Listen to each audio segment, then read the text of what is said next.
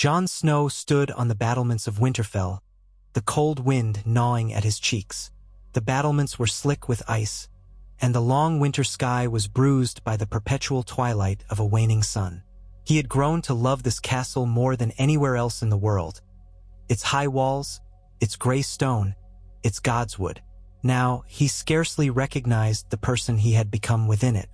A silence lay over the courtyard below, broken only by the distant clang of training swords and the rasp of saws used for fortifications.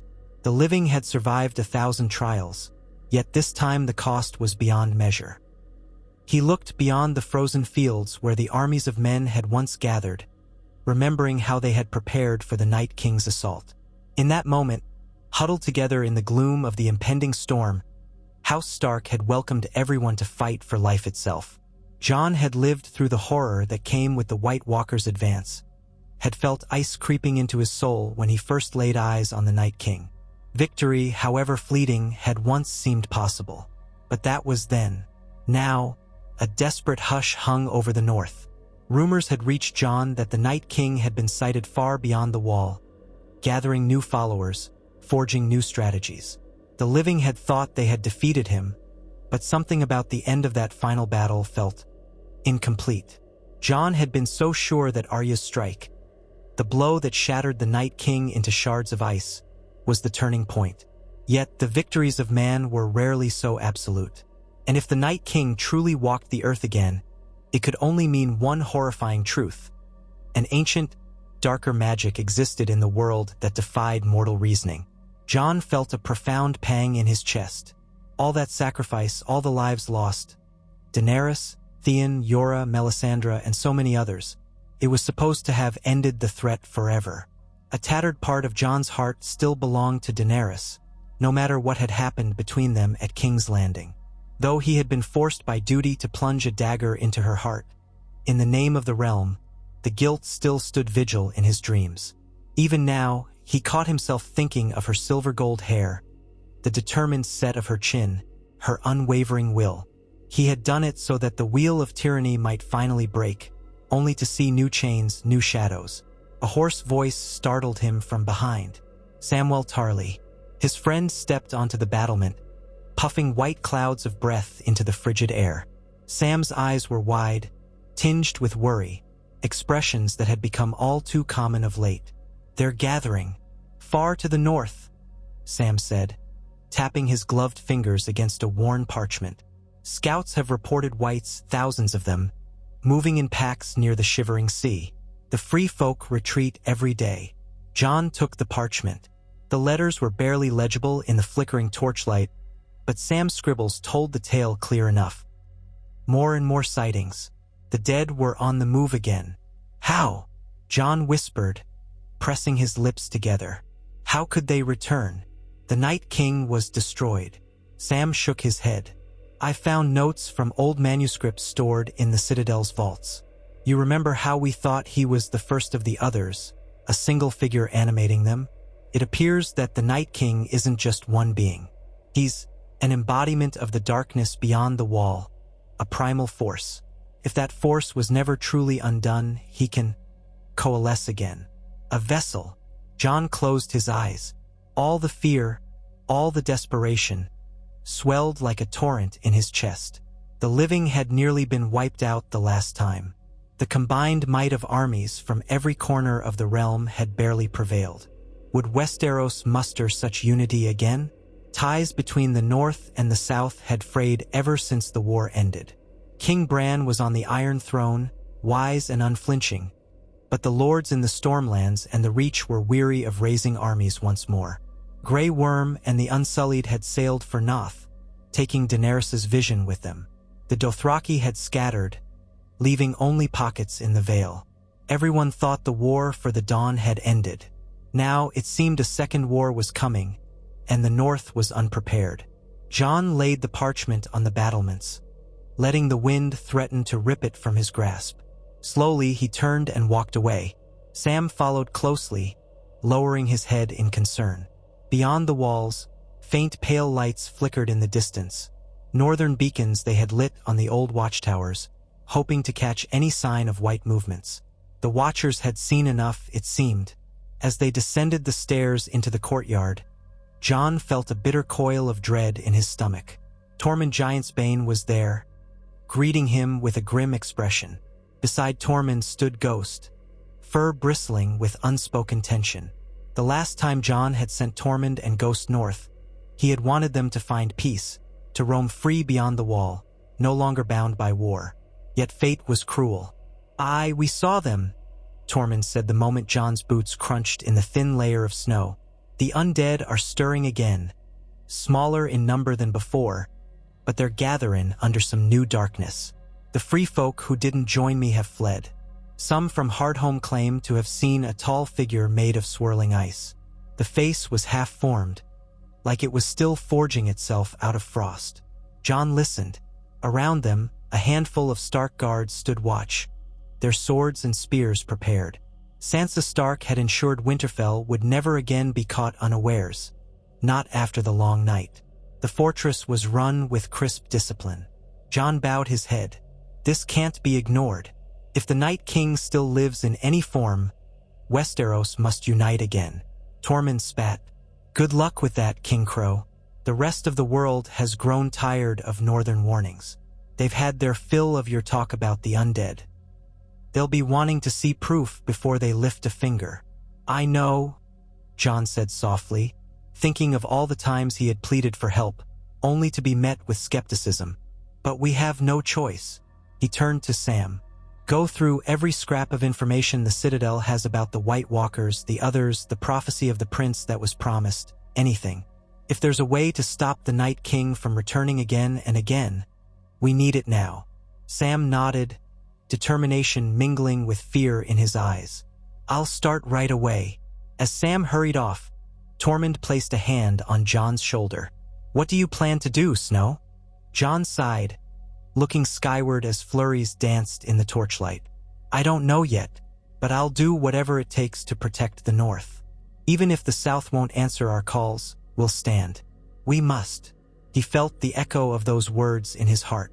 Memories of kneeling before Daenerys in that stuffy cabin on the ship to White Harbor flashed behind his eyelids. He had bent the knee because he believed the living needed unity. He had failed so many times, made so many choices that had cost so many lives. Now the stakes were no less severe. The world once again dangled by a thread. That night, as darkness fell fully over Winterfell, Jon convened a council in the Great Hall. The hall that had once rung with the war cries of Northerners preparing for the Night King's assault was subdued. Only the Starks, a few loyal bannermen, and the handful of free folk who had joined Tormund were present. Sansa stood near the hearth, her face illuminated by orange embers. Arya sat at a corner of the table, silent and watchful as always, scanning the room with eyes that saw more than they let on. Bran, king of the Six Kingdoms, had sent a raven stating he would come as soon as he could, but the letter was cryptic about exactly when. Jon explained Tormund's news. He spoke of the Whites regathering. He and Sam made the case that their old foe was on the rise again, forging itself anew from an ancient power. "They'll be slow at first," Jon warned them, "but we know how relentless they are. By the time they gather in full strength, we won't stand a chance unless we're prepared." Sansa wrapped her arms around herself. "Winterfell stands, but our resources were greatly diminished last time. We've rebuilt, but not enough to withstand a siege of the dead." Arya's gaze flicked across the room. "Then we need to strike first. This time we don't wait for them to march to our doorstep. We find them and destroy them at the root." A flicker of something like pride and sorrow touched Jon's face. Arya was right, in a way. Waiting for the army of the dead to crash upon them nearly shattered them. Yet hunting the Night King in the howling wastes beyond the wall was a death sentence for most. Still, if the cycle was beginning again, they needed a new approach. "Sam is researching," Jon said, "but we need more immediate measures. We have some dragonglass left from Dragonstone, but not enough for a full campaign. The gold mines in the Westerlands are tapped out for all I know. We have steel, but Valyrian steel is scarce. Maybe Gendry can help us rework more of the dragonglass, or discover new forging techniques." Sansa's eyes glistened as she looked to him. We'll do everything we can, but the real question is, will the rest of Westeros help? Jon remembered all too well how suspicious the lords of the Stormlands and the Reach had been. Even with Daenerys's dragons as proof, some had hesitated. Now, with the Targaryen queen gone, with no dragons left in the world, and with the realm in a fragile peace under Bran's rule, how many truly believed the threat of the dead was more than a dire tale? Jon sighed heavily. "We'll send ravens to every corner of the realm," he said. "We'll call them here to Winterfell for a council on how to face this new threat." Sansa nodded. "I'll see to it." Arya rose from her seat. "I can go south if you need me to deliver a message more personally." "No," Jon said, thinking of how cunning Arya could be. "Stay here for now. We need all the help we can get, but I'd rather not risk you alone on the roads." "Not yet." Arya held his gaze for a moment, then inclined her head. They all understood the unspoken meaning. Jon wanted to gather them, keep them safe, but that might be a naive goal. Sacrifices would be required again. The following days were a haze of frantic movement. Ravens took flight, each bearing a plea from the Starks. Blacksmiths hammered away, forging spears and arrowheads from the leftover dragonglass. The great library in Winterfell bustled with maesters and scribes rifling through old manuscripts. Sam locked himself away from dawn until well after dusk, only emerging to share cryptic references to ancient powers that even the first men had feared. In the midst of all this, Jon could not shake a sense of dread that something more personal was amiss. He recalled the moment the Night King had stared into his eyes at Hardhome, the silent challenge in that icy gaze. Jon had felt a pull then, as though there was a tether linking them. Could it be that bond somehow persisted, allowing the Night King to rise once more? One evening, Jon found himself alone in the Godswood. The heart tree stood silent, its white bark reflecting the moonlight, red leaves whispering with the faint breeze. He knelt before it, seeking guidance from gods he never quite believed in but often prayed to anyway. "I failed last time," he whispered. "So many died, and I've done so many terrible things. Killed people I cared for, betrayed my vows, and yet the threat is here again. Tell me, is there another way?" He listened to the hush of the tree, the trickle of the nearby stream. No divine voices came, but in the corner of his mind, he felt the old ache of his resurrection. He remembered opening his eyes on that table years ago, gasping for breath, unsure of his purpose. Even then, it had all led him here, to this bleak moment, kneeling before a silent face carved into ancient wood. And then, a voice broke the quiet. "Jon!" He rose swiftly, turning to see Bran Stark. The young king had arrived unnoticed, rolling his chair over the snow-limbed grass. Light from the moon shone on Bran's pale features. His eyes seemed vacant and piercing at once. "Bran," Jon said softly, "when did you arrive?" "Moments ago," the king answered. "I knew you would be here." Jon nodded. He wasn't surprised. Bran's powers as the three-eyed raven had only grown since he took the throne, and traveling by wagon or litter took time, but few things escaped his awareness. "You know about the threat," Jon said, voice tinged with both relief and sorrow. "You've seen it." Bran's gaze drifted, perhaps seeing 1,000 images from past and future. "Yes, the Night King, or the being we call the Night King, stirs. The powers that shaped him remain, and so he can be reborn. Is there a way to end him? Truly end him?" Jon's voice faltered. He almost didn't want the answer if it was going to be hopeless. Bran's eyes sharpened. The ancient enemy is bound to the land. To sever him from this world might require more than the mortal mind can handle. It would need a sacrifice on a scale that staggers belief. "But I've seen something else, Jon. A possibility." Jon held his breath, waiting. Bran continued, "There is a pact, a way to hold the darkness at bay if only for a time. The children of the forest once forged it. But forging a new pact might require someone to submit to the Night King's will. A champion, accepted by both sides, bridging the living and the dead." Jon felt his blood run cold. a champion bridging the living and the dead. Who else but him? He who had died and risen. He whose birthright was shadowed by prophecy. That's madness, he said, though a part of him dreaded how it made terrible sense. Bend the knee to the Night King? Not precisely, Bran answered, voice as calm as still water.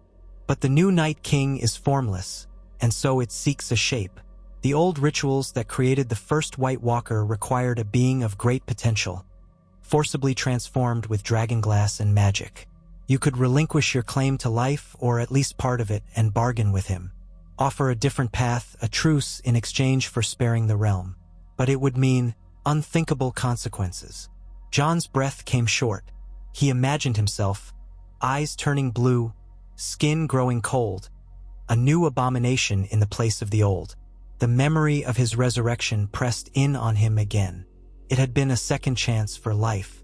Was he meant to undo it now, to become some mediator between men and the dead? The notion made him feel ill. I can't ask this of anyone, he whispered hoarsely. Bran watched him without judgment. We can fight the coming war as before. Perhaps we'll prevail for a time, but there will always be another cycle. The darkness is part of this world, Jon. The question is, do we keep defeating it at great cost, only to face it again, or do we attempt another way? Jon lowered his head. The weight of these possibilities was crushing. I need time. Let me see if we can gather enough forces. End this threat by conventional means once more. Bran nodded. You will try, but remember what I've said. They parted, leaving Jon alone with the weirwood again. The biting cold could not compare to the chill sinking into his bones at the thought of turning himself into a new Night King, forging an unholy compromise. Even to spare the realm from a second apocalypse, was that a price he could pay? Was it a price he had the right to pay on behalf of all? In the weeks that followed, ravens from across Westeros delivered mostly polite refusals. The lords of the Westerlands were nursing wounds from the last war. They cited the need to rebuild. The Stormlands were dubious of any new threat. The Vale hesitated, uncertain of the veracity of the rumors. Even Yara Greyjoy, who ruled the Iron Islands, offered only minimal support. A few longships to patrol the shivering sea and watch for any sign of the dead. It seemed that the cautionary tales and warnings had faded in men's hearts as soon as the snows melted. Only a handful of southern lords, along with Brienne of Tarth and Podrick Payne, arrived. They found Winterfell bristling with tension. Sansa, Arya, and King Bran presided over feasts far less festive than any the Stark castle had ever seen. War loomed, and everyone could sense how unprepared they truly were. Jon spent restless nights poring over maps. Tormund scouts reported that the undead were steadily expanding their domain in the northern wastes. Ghost had come back injured from a skirmish with whites, but the direwolf had survived, bearing scars on his thick pelt. Each new report hammered home the same truth. They were outnumbered, and the enemy was growing. A hush blanketed Winterfell when Bran gathered them all in the main courtyard one crisp morning. He announced that he had had visions of the new Night King, that the center of its power was forming near the haunted forests north of the wall. If the living wanted to strike, they would need to cross the gap in the wall at Castle Black or Eastwatch again. We ride soon, Bran said. Let us gather the fullest force we can muster. We cannot wait for the dead to come to us again. Jon caught a sidelong glance from Sansa. She seemed unsure. Arya was impassive, but her knuckles whitened around the pommel of her dagger. Brienne nodded with quiet resolve. Tormund grinned grimly, a fierce warrior's acceptance of an impossible fight. For Jon, the time for half measures was at an end. He decided that if they were truly committing to this assault, it had to be a bold stroke. They would aim to destroy the Night King's forming power before it spread further. That day, he pulled Sam aside. What have you found? Jon asked. Is there anything about forging or unforging a White Walker, or ensuring it doesn't reform? Sam looked exhausted, dark rings under his eyes from countless nights by candlelight. He recounted everything from the archives. It all points to the same conundrum, Sam said. We can kill the White Walkers with dragonglass or Valyrian steel, But if the dark magic itself is never banished, a new vessel can be chosen. The cycle is older than men. The children of the forest tried to contain it, but they turned it against themselves eventually. Jon opened his mouth to speak, but Sam pressed on. There is one final mention of a bargain in darkness, an accord made to bind the others away from the realms of men. But the text is fragmented.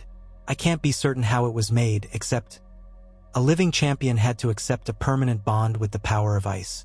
The champion became something neither alive nor dead. A sentinel, maybe, and as long as that champion remained bound, the others kept their distance. Jon felt the weight of Bran's words repeated. A bond, a bridging of living and dead. And if we do this, will it save Westeros? Sam swallowed hard. The text suggests it only holds as long as the champion remains in the far north, away from the realms of men. The moment that champion abandons their vigil, the magic unravels. The others come again. A hush passed between them. Jon gripped the edge of the table so tightly his knuckles turned white. He could see his fate branching out in front of him like two roads. Lead an army north, attempt to kill the Night King once more, and pray that the threat stayed gone this time, or willingly offer himself as a permanent sentinel, forever exiling himself to the frozen wastes. Sam's voice trembled. You can't truly be considering this. It's monstrous. There must be another way. Jon closed his eyes. He thought of all the innocents in the north. Farmers, children, small folk who had already suffered so much. He thought of the tenuous peace in the realm. Could they survive another cataclysmic war? The last time they had had 2 dragons. Now they had none. And Daenerys's unrelenting fire had been half the reason they had survived that first confrontation. With a heavy sigh, Jon stood and clapped Sam on the shoulder. We ride north with what we have, he said. And if we fail, I'll do what I must. Sam's eyes were wet, but he nodded. Preparations for the march were swift. On the day they departed, snow fell in thick veils. Jon led the vanguard of free folk, Stark men, and the small southern contingent. King Bran traveled by wagon, surrounded by a personal guard. Sansa and Arya remained in Winterfell, coordinating defenses should the worst happen. A ghostly quiet draped the travelers as they passed the broken remains of the wall near Eastwatch. Even though part of the wall had been repaired after the last invasion, the scars of the dragon fire that had shattered it were still visible. Crews of builders had raised new fortifications, but it lacked the imposing majesty of old. Crossing beyond the wall felt like stepping into another world. The wind bit sharper. The sky was perpetually overcast, as though the sun had abandoned this land.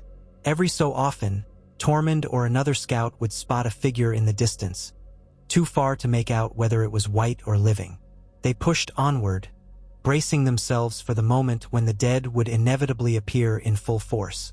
They did not have to wait long. On the 7th day, as they traversed a frozen river, a hush fell. The wind stopped. An unearthly chill crept across the ice. Jon signaled for the column to halt. Warriors readied dragonglass-tipped spears and arrows. The tension was near suffocating. A horn sounded from the rearguard. Then, from the swirling snow, they emerged. Whites, eyes glowing blue, wearing the remnants of furs and leathers, brandishing weapons rusted or broken. Some had scraps of armor from older wars. The stench of death and cold burned in the nose. And behind them, slender silhouettes of white walkers on dead horses, pale swords gleaming in the faint light. Form ranks, Jon shouted over the roar of sudden fear. Archers, ready? A volley of dragonglass arrows arced through the air. Many whites collapsed, bones shattering, but more surged forth. A vicious melee erupted, echoing the nightmares of the last war.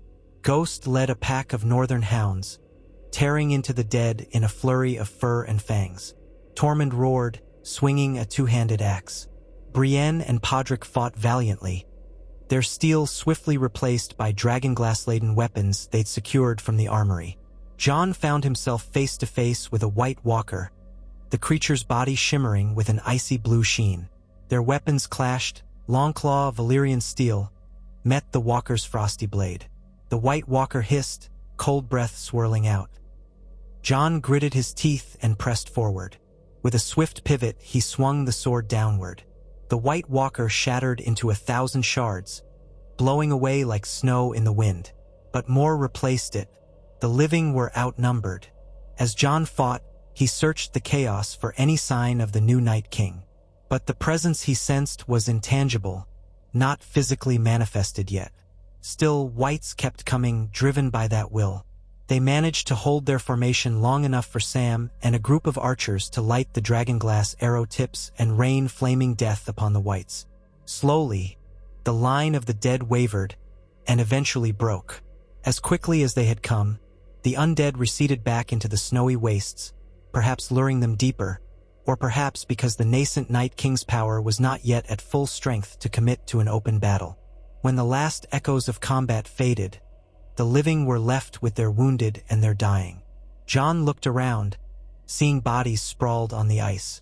The whites had claimed several good men and women. He clenched his jaw, memories of the carnage from the long night flashing through him once more. Tormund approached, wiping blood from his brow. "We can't keep this up," he said. "Every day we move further north, the dead will test us. By the time we reach that haunted forest, how many will we have left?" Jon nodded grimly. "We push on." They continued, haunted now by the knowledge of how costly every step north would be. Nights became deadly cold, and they set up rotating watches. Bran sat quietly in his wagon, eyes sometimes rolling back as he warged into ravens, scouting ahead.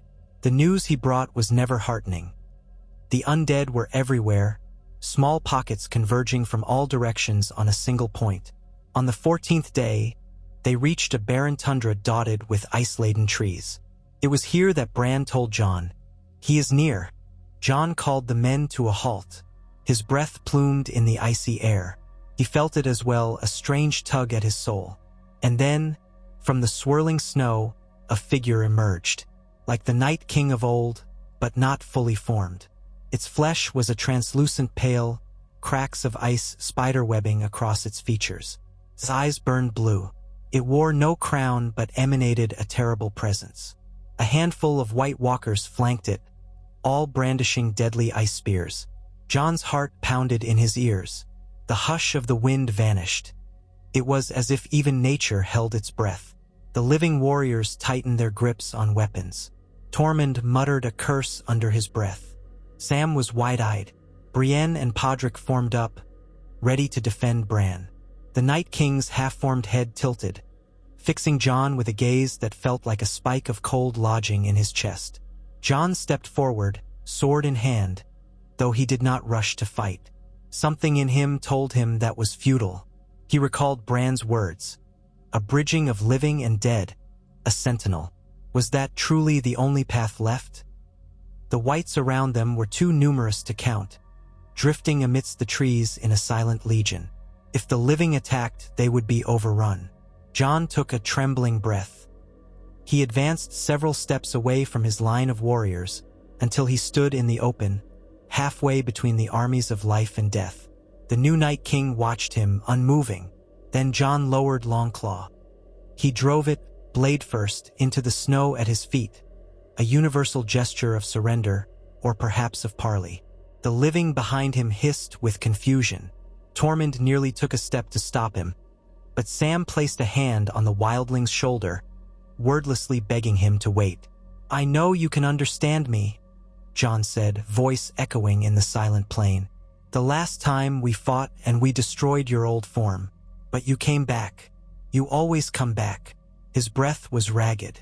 "I am Jon Snow, Aegon Targaryen if names matter, once king in the north. I've died before, came back because of some power I barely understand. Maybe that's why we're here again." The new Night King's head tilted fractionally, curious or perhaps mocking. Jon swallowed. "I know what was done to you. The children of the forest made the first of you to fight men, but it all went wrong. All you've ever known is war, because it's what you were created to do. But it doesn't have to be this way."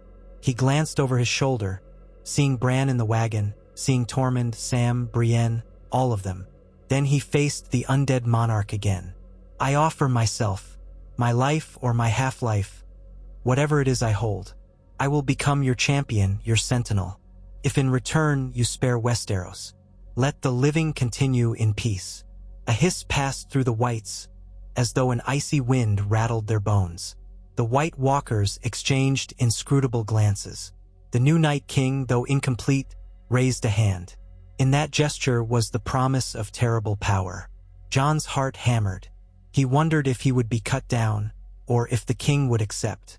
In a voice that sounded like cracking glaciers, a cold presence pressed into Jon's mind. He heard no words, but rather felt an intent. A question. A vow. He closed his eyes. "Yes," he answered silently. "I will do it." The Night King's outstretched hand closed into a fist, and from behind him, one of the White Walkers approached, carrying a long, thin sliver of black dragonglass. Jon forced himself to remain still. His allies murmured in alarm. Some might have started forward, but Bran raised a hand, halting them with silent understanding. The walker moved with eerie grace, coming to stand before Jon. Jon's heartbeat thundered as he realized this was how the first White Walker had been made. Dragonglass, driven through the heart. He thought of Daenerys, of Ygritte, of everyone he had loved and lost. He thought of the vow he had made to protect the realm, to do what was right, no matter the personal cost. Then he locked eyes with the creature.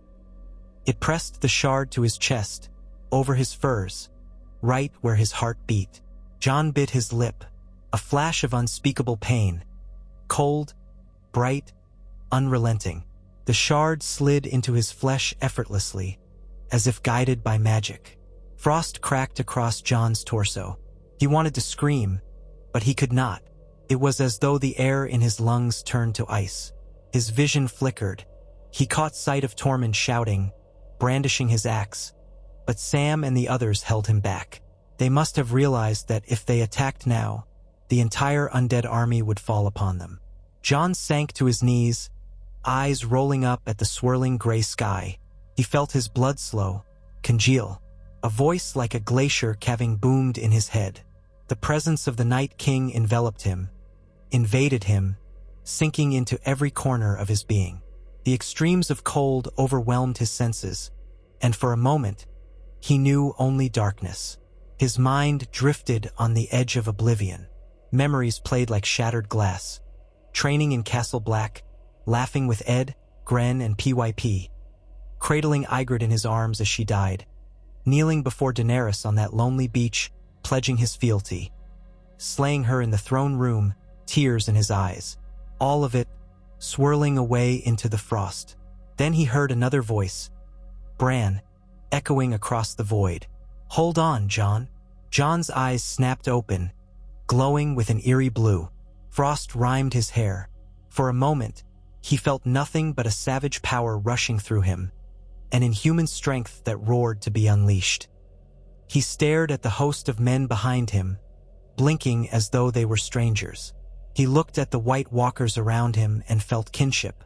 An unholy connection thrummed in his veins.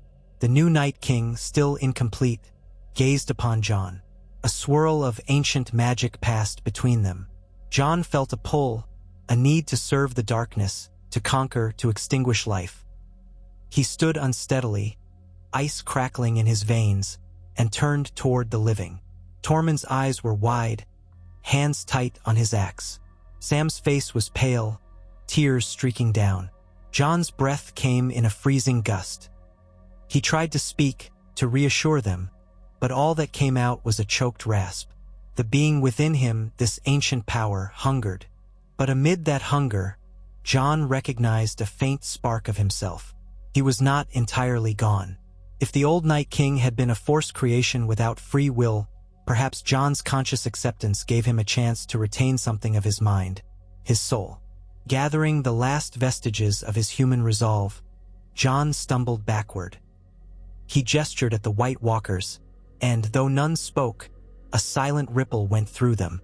They stood down. The Whites, too, withdrew into the surrounding forest, leaving only a silent circle around the living. Bran approached, flanked by Brienne and Podrick.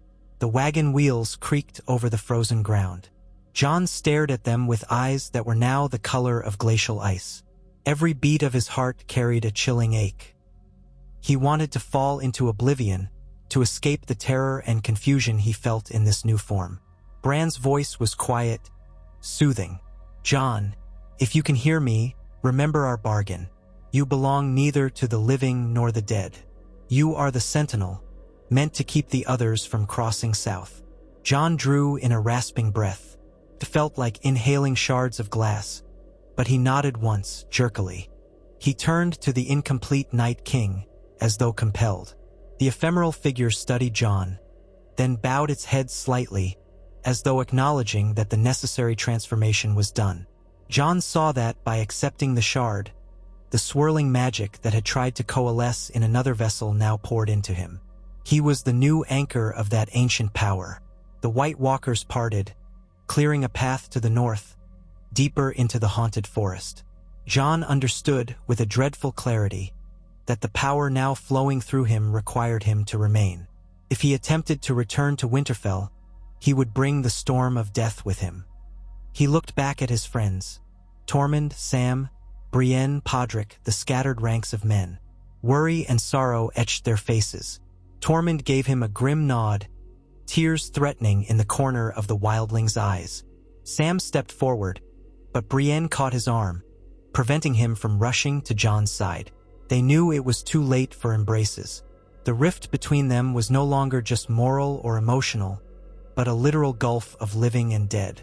Unable to find words, Jon slowly lowered his head in a mute farewell. The cold rage in his blood demanded he leave. Every passing second near them was like a cord pulled taut between his new nature and his old bonds. The White Walkers around him hissed softly. Bran's voice reached him. "You have saved us, Jon Snow, and doomed yourself, but there may be solace in knowing what you have prevented. Go guard the realms of men, forever." Jon fought back a surge of despair. Through parted lips, a single cloud of ice-laden breath escaped. Then he turned, trudging through the snow.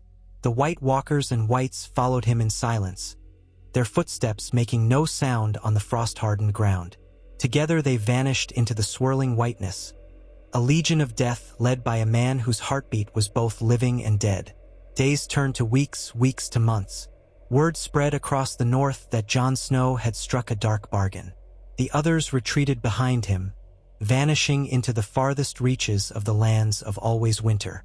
Small folk told tales of a new Night King, but one that never marched south, never threatened the living. Sansa Stark, as Lady of Winterfell, made certain that those stories told of Jon's sacrifice, his final duty to the realm. Over time, the people of Westeros rebuilt. King Bran ruled wisely, forging alliances that saw the kingdom through a fragile peace. Without the living threat of the dead at their doorstep, lords who had refused the call found relief. Many whispered in dark corners that the rumor of the undead had been exaggerated. Others, closer to the truth, quietly honored Jon's name.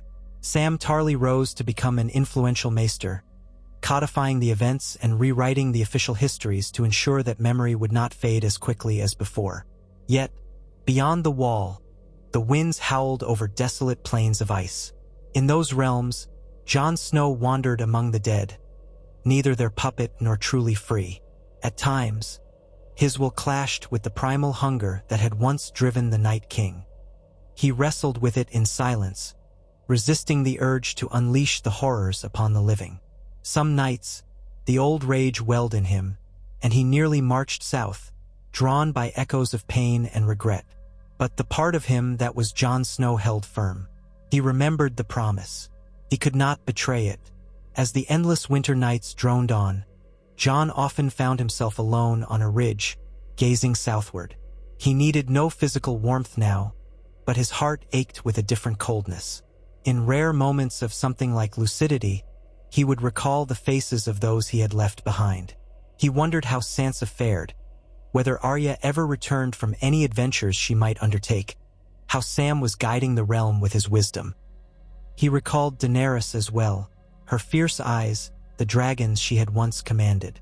Her quest to break the wheel had succeeded in strange ways, and yet it had come at such a cost. He wondered if she would have forgiven him for what he had become. A fleeting thought came that she, too, had once been consumed by power. Now, ironically, Jon existed as a vessel of power, forever shackled to an icy throne in the wilderness.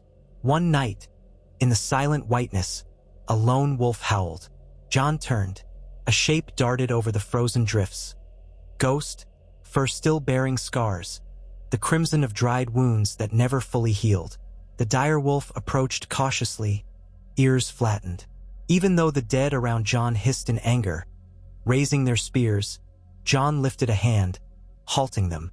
Ghost trotted forward until he was but a foot away from Jon. The beast's red eyes glowed with sorrow and recognition. For a moment, the bond they had shared since Ghost was a pup trembled between them, bridging life and death. Ghost lifted his muzzle and nuzzled Jon's cold hand. Jon didn't feel the warmth of fur as he once would, but some corner of his heart stirred. Slowly, he dropped to one knee, ignoring the cracking of ice along his joints, and pressed his forehead to Ghost's. The dire wolf whimpered. Then, as if sensing danger, Ghost leapt back, hackles raised at the circle of White Walkers behind Jon. Jon rose slowly, inclining his head. Their silent legion was stirring, unsettled by the dire wolf's presence, by the living reminder of what Jon had once been. The moment hung in the frozen air, a tenuous standoff. But Jon, now a sentinel in service of a promise, flicked his wrist. The White Walkers parted. They deferred to him in this realm, half out of wariness, half out of a compulsion they did not fully understand. Ghost lingered a moment longer, meeting Jon's frozen blue eyes. Then the dire wolf turned and padded away, glancing back a final time before vanishing into the darkness.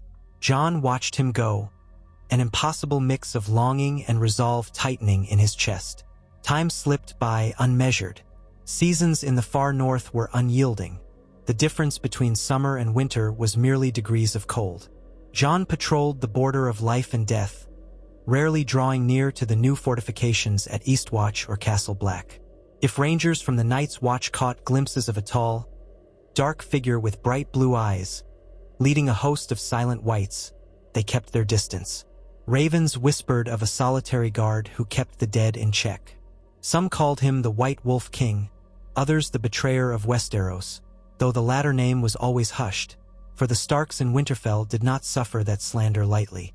Sometimes new White Walkers emerged from the primal magic that suffused the lands beyond the Wall. They would approach Jon with the same innate reverence or curiosity, drawn to the shard that pulsed within his chest.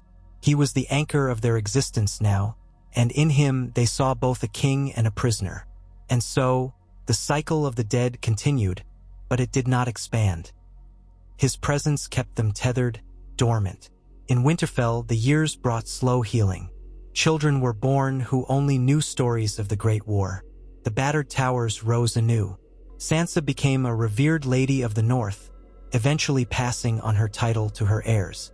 Arya traveled far beyond Westeros, chasing the horizon as was her wish. Sam remained the guiding archivist of the realm, ensuring that the memory of the Second Long Night would be etched into text. Tormund took the free folk deeper into the new farmland north of the Gift, forging a tough but honest life. And always at the edge of rumor was Jon Snow. Some bards sang ballads of a low Nelly, King of Ice, cursed to protect the living whom he once served, haunting the northern storms with regret. Others told darker tales, painting Jon as a turncloak who embraced the cold power for selfish reasons.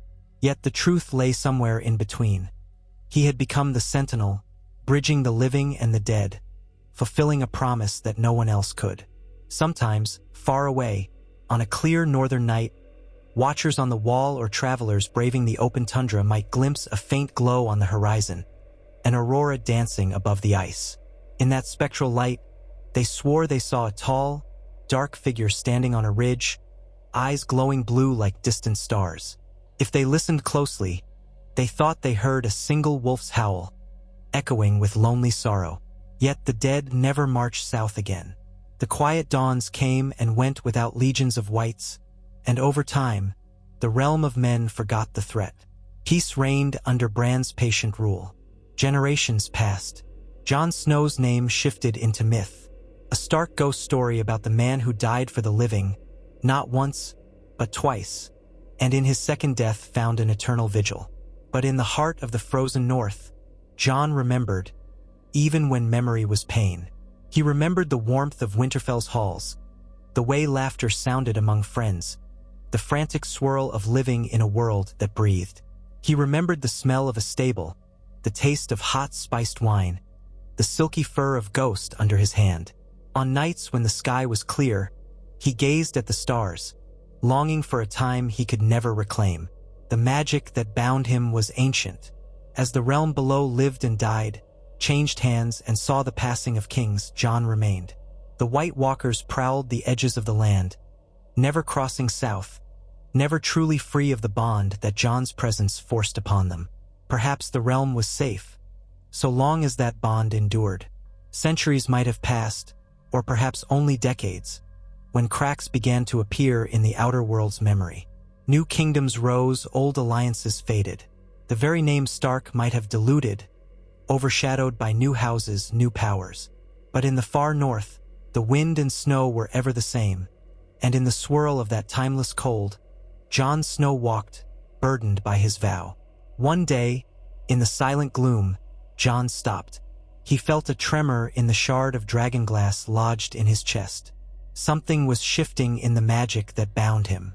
He sank to a knee, ice creeping over his limbs. The undead around him stirred restlessly. A faint spark of who he once was tried to comprehend what was happening. Could it be that the living had found a way to undo his vigil? Or had time eroded the ancient bond? A swirl of images flickered through Jon's mind. A fortress he had never seen. A new lord with raven-black hair. A host of knights in unfamiliar armor. War, fire, blood, the clang of steel. That old, primal hunger in him flared, urging him to march south, to bring the cold annihilation once again. Jon roared, a sound that cracked the frozen air, and fought to steady himself. The whites around him rattled like withered leaves in a storm. The White Walkers seemed uncertain, leaning on their ice blades. They all felt the same pull, the stirring of old compulsion. The sentinel knew that if he weakened, if he let this new power, whatever was stoking the ancient magic, pull him away from his watch, the cycle would begin anew. Another dance of death across Westeros. And so he steadied himself, sinking deeper into the frost, letting the ice encase his body in a spiked shell. With his last vestige of humanity, he refused the call. The new Night King himself would not march, for the vow that was Jon Snow still lived. As the centuries churned on, perhaps the watchers on the new walls heard distant rumors that in the far north, a solitary king of ice remained, ever locked in vigil, subduing the restless dead. They might have dismissed it as legend, but once in a generation, a brave soul might venture beyond the ice-swept plains for proof of the old stories. Some claimed to have seen a motionless figure, fused to the ground by ice. They said his hair was long and white with rime, his face drawn and dead, yet his eyes glowed fiercely. Around him, a silent host of whites stood like statues, as though he commanded them even in stillness. None who witnessed that scene ever lingered. The aura of death was too strong, too cold. They fled south, carrying the tale that yes, beyond the known world, a monstrous king watched over a legion of nightmares. But he did not march. He seemed as if locked in a prison of his own making, or perhaps he was the jailer, keeping the horrors contained. In a final measure of mercy, the old gods, if they truly watched, let the land bury that lonely sentinel. Over eons, the ice thickened, forming glaciers across the far north. Under these glaciers, the sentinel stood, neither living nor entirely dead, in a state of eternal vigilance. The whites and White Walkers, likewise imprisoned in the slow-moving rivers of ice, did not stir. It was as though the land itself wanted to keep the darkness hidden. And so Westeros forgot. The age of heroes passed into distant myth. The war for the dawn became a dusty page in ancient tomes, and even the memory of the Targaryens and their dragons faded with time. But somewhere, at the very edge of the world, lay the sleeping power of ice. a guardian shaped by a bittersweet vow, by love for a realm that could never fully love him in return. In his silent tomb, Jon Snow's soul hovered between memory and oblivion, forever tasting the bittersweet promise he had kept. Occasionally, a dream fluttered to life in the frozen dark. Winterfell's courtyard, the laughter of siblings, the hush of the godswood, the feel of ghost pressing against his side.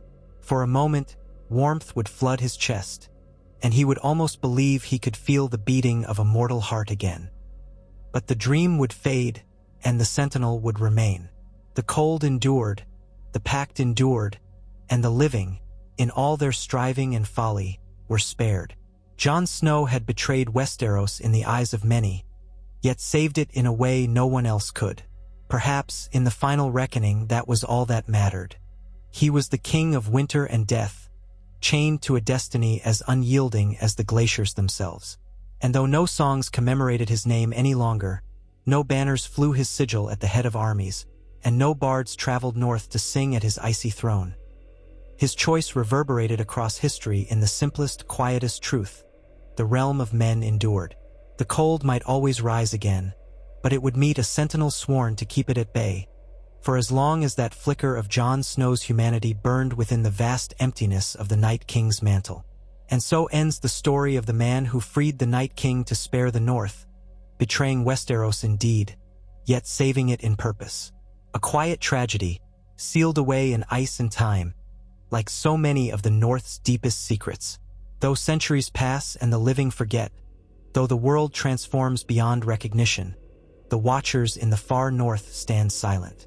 At their head is a single figure, eyes shining a pale, haunted blue, the wind sighing his name: Jon Snow, forever the guardian, forever alone, for the realm he gave everything to defend.